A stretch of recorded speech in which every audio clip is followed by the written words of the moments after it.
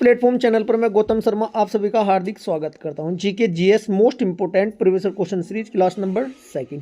ये क्लास आपकी सभी आगामी एग्जाम के लिए अति महत्वपूर्ण है। इस क्लास से आपको किसी भी एग्जाम में बैठ लेना, डायरेक्ट क्वेश्चन देखने को मिलने वाले हैं। बच्चों, मेरा पढ़ाने का तरीका होगा एक क्वेश्चन के साथ डिटेल से जो भी एग्जाम को मद्देनजर रखते हुए क्वेश्चन बनेंगे साथ के साथ मैं कवर कराऊंगा। क्लास स्टार्ट करते हैं। Question number first, UP triple SC के सभी आगामी एग्जाम के लिए ये एक ब्रह्मास्त्र सीरीज होने वाली है। क्वेश्चन नंबर फर्स्ट, कौन सी जल संधि यूरोप को अफ्रीका से अलग करती है?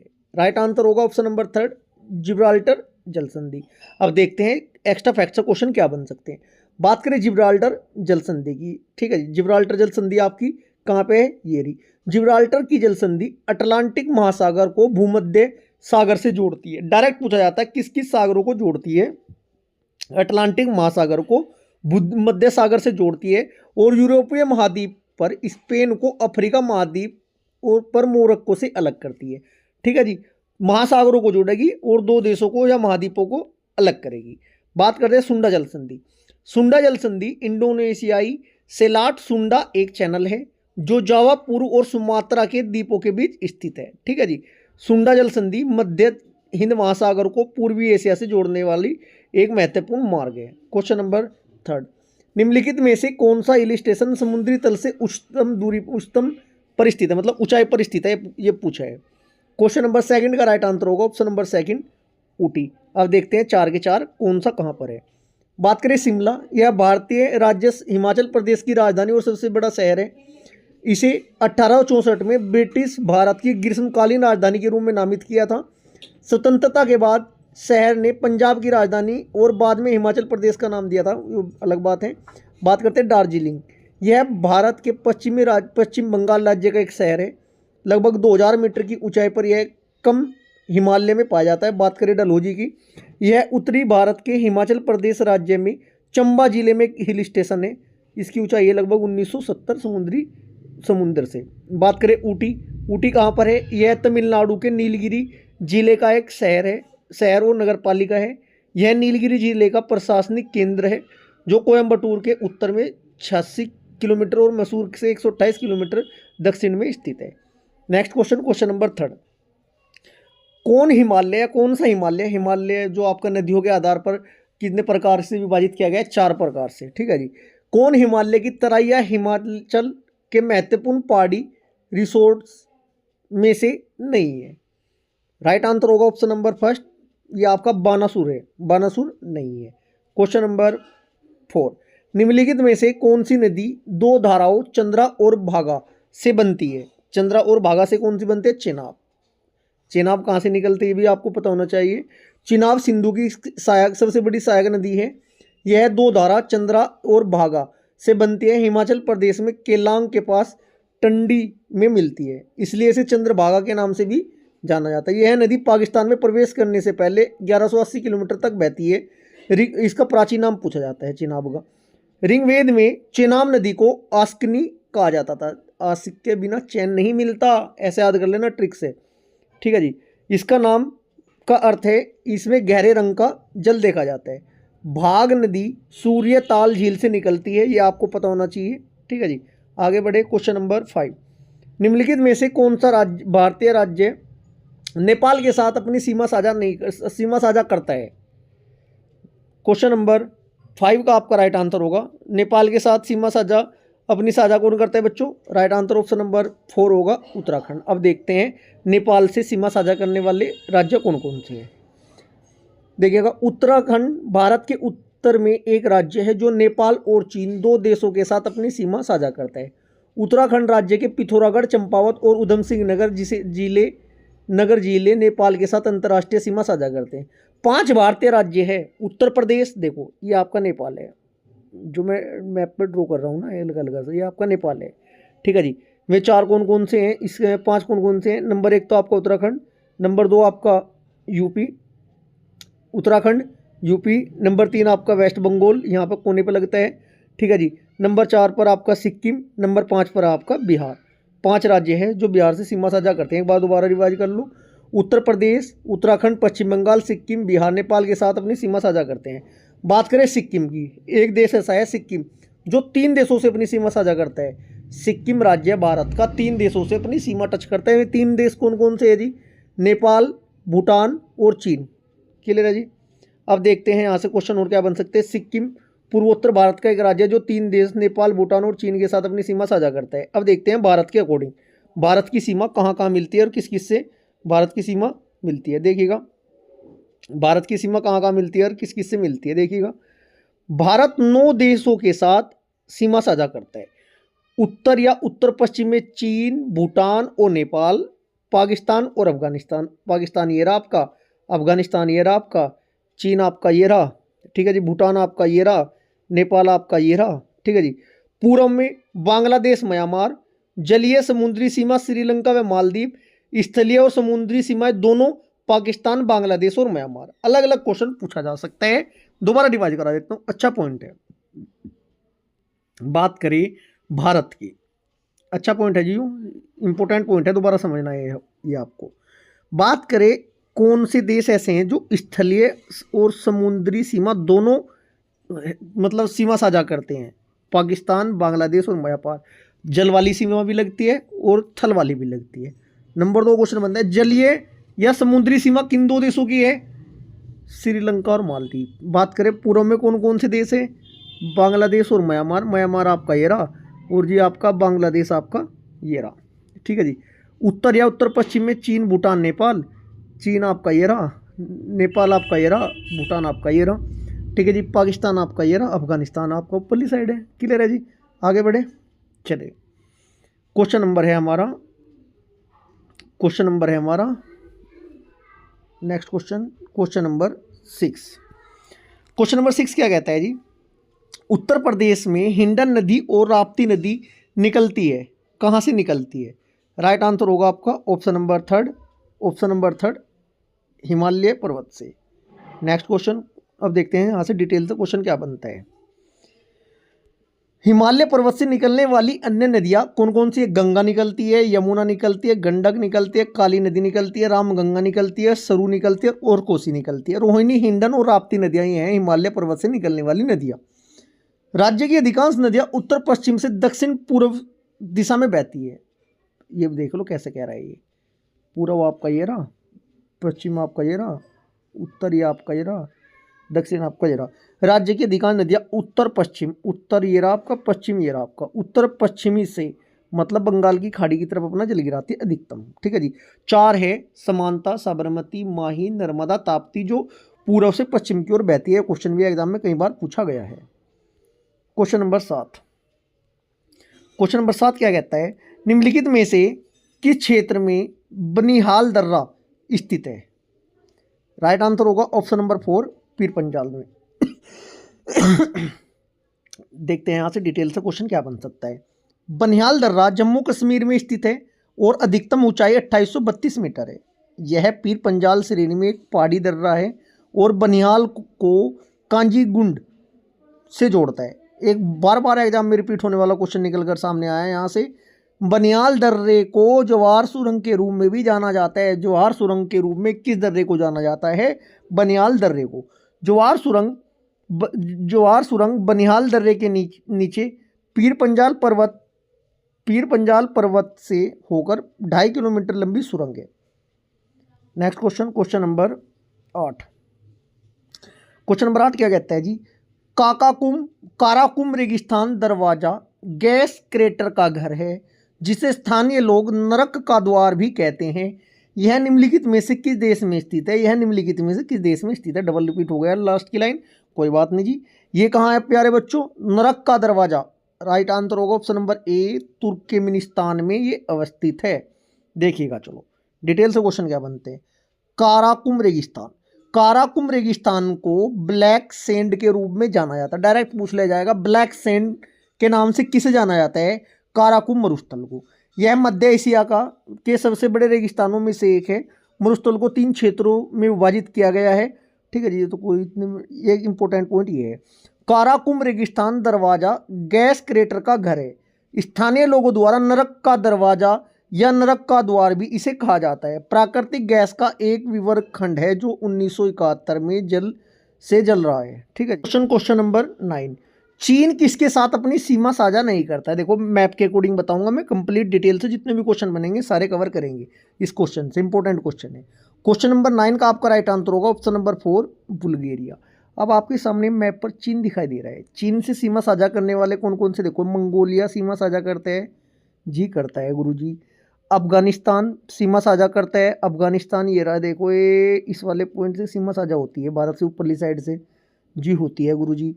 रूस सीमा साझा करता है जी, रूस तो मंगोलिया से ऊपर, ये सारा रूस ही है जी, बिल्कुल करता है जी। 3 के 3 ऑप्शन में, जबकि बुल्गारिया आपका सीमा साझा नहीं करता है। अब मैं इसके अलावा जो क्वेश्चन बन सकते हैं उनको भी कवर कराता हूँ, देखिएगा। चीन बुल्गारिया के साथ अपनी सीमा साझा नहीं करता है। चीन की बात करें, चीन आधिकारिक तौर पर पीपल्स रिपब्लिक ऑफ चाइना के रूप में जाना जाता है, जो पूर्वी एशिया का एक देश है। चीन 14 संप्रभु देशों के साथ अपनी सीमा साझा करता है। कई बार क्वेश्चन पूछा गया है, चीन कितने देशों के साथ सीमा साझा करता है? 14 देश। में कौन कौन से 14 देश है जी? ये देखिएगा, Afghanistan number 1, Bhutan number 2, Bharat number 3, Kazakhstan number 4, Kazakhstan number 5, Kyrgyzstan number 5, Laos number 6, Mongolia number 7, Myanmar number 8, Nepal number 9, उत्तर कोरिया नंबर 10, रूस नंबर 11, ताजिकिस्तान नंबर 12 और वियतनाम 14। एक छूट गया है, देखते हैं दोबारा। Afghanistan, Bhutan, Bharat, Kazakhstan, Kyrgyzstan, Laos, Mongolia, Myanmar, Nepal, उत्तर कोरिया, रूस, ताजिकिस्तान और वियतनाम। ठीक है जी, कई बार क्वेश्चन एग्जाम में पूछा गया है। क्वेश्चन नंबर 10, चाबहार बंदरगाह कहाँ स्थित है? राइट आंसर होगा आपका ऑप्शन नंबर सी, ओमान की खाड़ी में। ठीक है जी। चाबहार बंदरगाह ईरान में के एक महत्वपूर्ण बंदरगाहों में से एक है। चाबहार बंदरगाह ओमान की खाड़ी में स्थित है। भारत के लिए चाबहार बंदरगाह का महत्व क्या है प्यारे बच्चों? इससे भारत अफगानिस्तान में सामान पहुंचाने में पाकिस्तान को बाईपास कर सकता है। यह भारत, रूस, ईरान, यूरोप और मध्य एशिया के बीच समुद्री, रेल और सड़क मार्गों वाले अंतर्राष्ट्रीय उत्तर दक्षिण परिवहन गलियारे के प्रमुख प्रवेश द्वार ईरान तक भारत की पहुंच को बढ़ावा देता है। बहुत अधिक महत्वपूर्ण ये आपके है। क्वेश्चन नंबर 11, अकबर द्वारा कविराज की उपाधि से किसे सम्मानित किया गया था? राइट आंसर होगा ऑप्शन नंबर 4 बीरबल। ये यूपी ट्रिपल एससी की सभी आगामी एग्जाम के लिए सीरीज आपकी संजीवनी साबित होने वाली है। इस वाली सीरीज को कंप्लीट कवर करते हुए चलिएगा। जल्दी में ऐसी आपके मिक्स क्वेश्चन की, हिंदी की और साथ के साथ यूपी जी के स्पेशल की भी क्लास आपको प्रोवाइड कराना स्टार्ट कर दूंगा यूपी ट्रिपल एससी के कनिष्ठ सहायक के सभी स्टूडेंटों के लिए। क्वेश्चन नंबर 12, पानीपत की दूसरी लड़ाई किसकी बीच हुई थी? पानीपत बच्चों ये 4 युद्ध है बाबर के, 4 युद्ध लड़े थे बाबर ने। चलो ट्रिक से बताऊंगा, स्लाइड है 4 के 4 युद्ध ट्रिक से याद करा दूंगा। क्वेश्चन नंबर 12 का राइट आंसर होगा अकबर और हेमू के बीच। पानीपत की प्रथम लड़ाई, द्वितीय लड़ाई और तृतीय लड़ाई, 3 प्रकार की लड़ाइयाँ हुई थी पानीपत में। क्वेश्चन नंबर 13, रहमत खान द्वारा शासित रोहिलखंड उत्तर प्रदेश के किस क्षेत्र में था? क्वेश्चन नंबर आपका 13 का राइट आंसर होगा दोआब क्षेत्र में। 1707 में औरंगजेब की मृत्यु के बाद वर्तमान उत्तर प्रदेश, 1757 में प्लासी की लड़ाई। डायरेक्ट पूछा जाता है कि प्लासी की लड़ाई कब हुई थी, बक्सर की लड़ाई कब हुई थी, ठीक है जी, तालीकोटा का युद्ध कब हुआ था। ये 3 युद्ध तो फेमस ही है जी, ये तो आपको पता होना जरूरी है। देखो प्लासी की लड़ाई हुई थी 1757 में। प्लासी की लड़ाई तक 5 स्वतंत्र राज्यों में विभाजित किया गया था। पठान सरदार नजीब खान ने बरेली और मेरठ के उत्तर भाग पर शासन किया। फरुखाबाद के नवाब ने मध्य दोआब मतलब 2 नदियों के बीच का क्षेत्र, गंगा व जमुना का। अवध के नवाबों ने फैजाबाद और लखनऊ के क्षेत्रों पर शासन किया था। मराठों ने उत्तर प्रदेश के बुंदेलखंड क्षेत्र पर शासन किया था। क्वेश्चन नंबर 14 अति महत्वपूर्ण क्वेश्चन है जी। देखो मैं बाबर के युद्ध भी मैं आपको 4 के 4 याद कराऊंगा, नेक्स्ट स्लाइड में आने वाला है वो डिटेल आपके सामने। क्वेश्चन नंबर 14, पितृपक्ष में मुगल के वंशज थे, मतलब जो मुगल थे ना बच्चों, मुगल बाबर पितर की तरफ से, मतलब बाप की तरफ से, पिताजी की तरफ से किस वंश का था? क्वेश्चन नंबर आपका 14 का राइट आंसर होगा ऑप्शन नंबर ए तैमूर वंश। पितर की तरफ से, पिता की तरफ से तैमूर और माता का भी पता होना चाहिए। मुगल और उसका साम्राज्य बच्चों, अपने मातृ पक्ष से मुगल चंगेज खा वंश के थे, जबकि पितृ पक्ष से तुर्की शासक तैमूर के वंश थे। 3 क्वेश्चन बनते हैं। बात हो यदि मुगल वालों की या बाबर की, मातृ पक्ष की, माता के वाले पक्ष की, तो चंगेज खा वंश था। बात करें पिता पक्ष की, तुर्की ऑप्शन में मिलता है, या तुर्की नहीं मिलता है तो तैमूर वंशज थे, तैमूरी कहते थे। क्लियर है जी, आगे बढ़े। क्वेश्चन नंबर 15, अकबर के काल में कृषि भूमि को कितने प्रकारों में विभाजित किया गया था? Right answer option number second, 4 प्रकार में। 4 कौन कौन से थे और कैसे थे, ये भी आपको पता होना जरूरी है। देखते हैं। अकबर के शासनकाल में के दौरान सभी कृषि भूमि को 4 प्रभागों में विभाजित किया गया। नंबर 1 था पोलज, नंबर 2 परती, नंबर 3 चाचर, नंबर 4 बंजर। पोलज भूमि पर हमेशा खेती की जाती थी और कभी भी परती नहीं छोड़ी जाती थी। क्लियर है जी, पोलज के बारे में पता चल चुका है। पोलज भूमि कैसी होती थी? पोलज भूमि पर हमेशा खेती की जाती थी और कभी भी परती नहीं छोड़ी जाती थी। परती भूमि क्या होती थी? परती भूमि को अपनी उर्वरता बनाए रखने के लिए 1 या 2 साल के लिए परती छोड़ी जाती थी, मतलब बीच में 1 या 2 साल का गैप देकर उसमें फसल बोई जाती थी। क्लियर है जी। चाचर क्या, चाचर भूमि कौन सी होती थी? चाचर भूमि को 3 या 4 वर्षों के लिए बिना खेती के छोड़ी जाती थी। चाचर मतलब 3-4 साल के लिए छोड़ दो, उसे चाचर भूमि कहते थे। इसके बाद बंजर भूमि कैसी होती थी? बंजर भूमि को 5 या अधिक वर्षों के लिए परती छोड़ी जाती थी। आगे बढ़े। ये देखो यहाँ पर युद्ध आ गए, ये याद कराऊंगा, 1 नंबर पक्का है जी। यूपी ट्रिपल एससी के सभी आगामी एग्जामों के लिए अति महत्वपूर्ण स्लाइड है ये। शाही न्याय पाने के लिए आगरा में जंजीर ए अदल की स्थापना किसने की थी? राइट आंसर होगा आपका ऑप्शन नंबर 3 जहांगीर। जल्दी मैं आपकी 4 से 5 मिनट की ट्रिक वाली टॉपिक वाली एक क्लास लेकर आने वाला हूँ। उस क्लास में मैं आपको क्वेश्चन के स्थान पर पूरा टॉपिक ट्रिक के साथ याद कराऊंगा। जैसे जहांगीर का मकबरा, जहांगीरा लहू निकला, लहू बोले तो लाहौर। ठीक है जी। जैसे बाबर को काबू करना मुश्किल था, बाबर का मकबरा कहाँ था? काबुल में था, काबू करना मुश्किल बोले तो काबुल। जैसे हुमायूं का मकबरा, माँ का दिल, हुमायूं में माँ आ रही है ना, हुमायूं का दिल, हुमायूं माँ का दिल बहुत अच्छा होता है। हुमायूं का मकबरा दिल्ली। ठीक है जी। शेर शाह का मकबरा, शेर देखती से बोलोगे सासाराम जी। ठीक है जी। औरंगजेब, जेब में क्या होनी चाहिए? दौलत, दौलत बोले तो दौलताबाद। इस टाइप की 5 से 7 मिनट की एक क्लास लेकर चल जाऊंगा मैं। उस क्लास में मैं प्रत्येक दिन आपको एक टॉपिक ट्रिक से याद कराया करूंगा। अब देखते हैं जी, देखना। बाबर के लड़े हुए 4 युद्ध, 26, 27, 28, 29। 1526 में जो दिल्ली सल्तनत थी, दिल्ली सल्तनत में कितने राजवंश हुए थे बच्चे? 4, 5 राजवंश हुए थे। कौन कौन से? दिल्ली सल्तनत में जीकेटी का सैयद लोदी, जीकेटी का सैयद लोदी। जी से गुलाम वंश, के से खिलजी वंश, टी से तुगलक वंश, सैयद वंश, लोदी वंश। अंतिम वंश कौन सा था प्यारे बच्चों? अंतिम वंश था लोदी वंश। लोदी वंश के अंतिम शासक इब्राहिम लोदी की हत्या 1526 में बाबर द्वारा की गई थी पानीपत के प्रथम युद्ध में। पानीपत के प्रथम युद्ध में 1526 में दिल्ली सल्तनत के 5वें वंश लोदी वंश के अंतिम शासक इब्राहिम लोदी की हत्या बाबर द्वारा जब कर दी गई थी मेरे प्यारे बच्चों, तब बाबर ने मुगल काल की स्थापना की थी 1526 में। क्लियर है जी। हिस्ट्री, संविधान, भूगोल तो आपका बहुत बेहतरीन करा दूंगा, बस थोड़ा सा 1526 में। 1526 में इन्होंने मुगल काल की स्थापना की। पहला युद्ध लड़ा था पानीपत का प्रथम युद्ध 1526 में इब्राहिम लोदी के खिलाफ लड़ा गया था। ये इब्राहिम लोदी को हराकर दिल्ली सल्तनत समाप्त कर दिया था। बाबर ने मुगल काल की स्थापना कर दी थी। फिर उसके बाद जी पान खा चल घर से याद कर लेना इसको। पात है पानीपत का प्रथम युद्ध, पान खा से बनता है खानवा का युद्ध, पान खा। चल से बनता है आपका चंदेरी का युद्ध, घर से बनता है आपका घाघरा का युद्ध। 26, 27, 28, 29। क्लियर है जी। खानवा का युद्ध हुआ था 1527 में, मेवाड़ के राणा और सांगा के बीच हुआ था जी। ये मेवाड़ के राणा सांगा के बीच और बाबर के साथ ही हुआ था, ये बात ध्यान रखना। चंदेरी का युद्ध मेदिनी राय के बीच हुआ था, बाबर के साथ ही हुआ था जी। घाघरा का युद्ध बाबर और महमूद लोदी के बीच में हुआ था। चारों युद्ध में विजय हुआ था। 1530 में क्या होता है? बाबर की मृत्यु हो जाती है। बाबर के बाद उसका बेटा हुमायूं राजगद्दी पर बैठ जाता है। बाहुबली अकबर की बहुत हुई जहांगीर, शाहजहां ने औरंग को दिए बहुत से वीर। इस लाइन को आगे यदि आपने याद कर लिया तब आपके पूरा मुगल काल याद हो जाएगा। ये भी चलो मैं कवर कराऊंगा आपको। Question number 17। 16 का आंसर क्या था?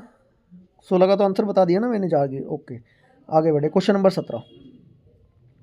अकबर के नवरत्नों में से एक टोडरमल उत्तर प्रदेश के निम्नलिखित में किस जिले से संबंधित था? एक क्वेश्चन पक्का पूछा जाएगा यूपी ट्रिपल एससी के सभी आगामी एग्जामों में। कौन सा कहाँ रहता था, किस जिले में रहता था? राइट आंसर होगा ये आपका था जी, टोडरमल था कहाँ का? सीतापुर का। Right answer option number C. Question number 18 Akbar ने मुख्य रूप से दीन ए इलाही की स्थापना क्यों की थी? क्योंकि एक बच्चों ये राष्ट्रीय धर्म की स्थापना के लिए इसने किया था। क्वेश्चन नंबर है आपका 19। निम्नलिखित में से किस युद्ध में दारा शिकोह अंततः औरंगजेब से उत्तराधिकार का युद्ध हार गया था? इंपॉर्टेंट क्वेश्चन है जी, याद रखना है आपको। सामूगढ़ दो ही फेमस है वैसे, एक तो देवराय की लड़ाई है, धर्मत की तो इतनी खास नहीं है। देवराई और सामूगढ़ की लड़ाई इंपॉर्टेंट है, याद रखना आपको। थर्ड ऑप्शन राइट आंसर होगा सामूगढ़ की लड़ाई में। Question number 20। निम्नलिखित में से कौन सा अकबर का सलाहकार था जिसे अक्सर अकबर के दरबार में गृह मंत्री के रूप में जाना जाता था? राइट आंसर होगा, right answer is option number 4 मुल्ला दो प्याजा। प्यारे बच्चों, ये यूपी ट्रिपल के लिए हमारी क्लास नंबर 2 20 क्वेश्चनों की एक्स्ट्रा पैक डिटेल के साथ यहीं पर समाप्त होती है। यदि आपको क्लास अच्छी लगी तो वीडियो को ज़्यादा ज़्यादा लाइक करें, शेयर करें और वीडियो को ज़्यादा ज़्यादा अपने दोस्तों तक शेयर करें। चैनल को अभी तक सब्सक्राइब नहीं किया तो चैनल को सब्सक्राइब जरूर करें। Thank you. यदि कोई भी प्रॉब्लम हो कमेंट बॉक्स में एक प्यारा सा मैसेज लिखें, जो भी आपकी प्रॉब्लम होगी मैं उसका रिप्लाई करूँगा, उसका सोल्यूशन करूँगा। Thank you ji.